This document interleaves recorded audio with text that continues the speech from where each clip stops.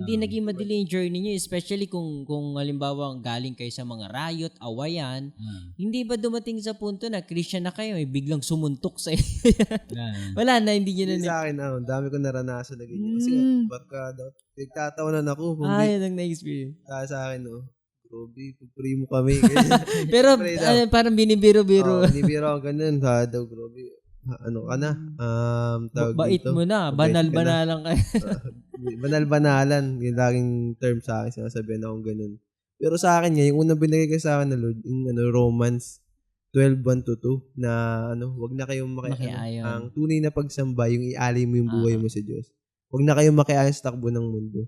Kaya kapag dumating ako sa time na kasi bago yun, di pa ako talaga nagseryoso. Parang try ko lang muna kung anong maging effect. Pero nire-remind talaga ako na doon sa verse na yun, na sa Romans 12 na wag na kayong makiayon sa takbo ng mundo, magbago na kayo.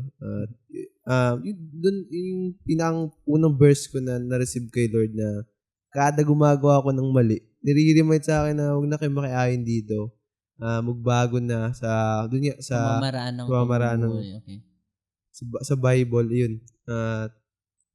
Kahit kasi masasabi ko rin naman na tawag dito. Hindi ka na napapasok sa gulo nung sumunod ka sa Panginoon.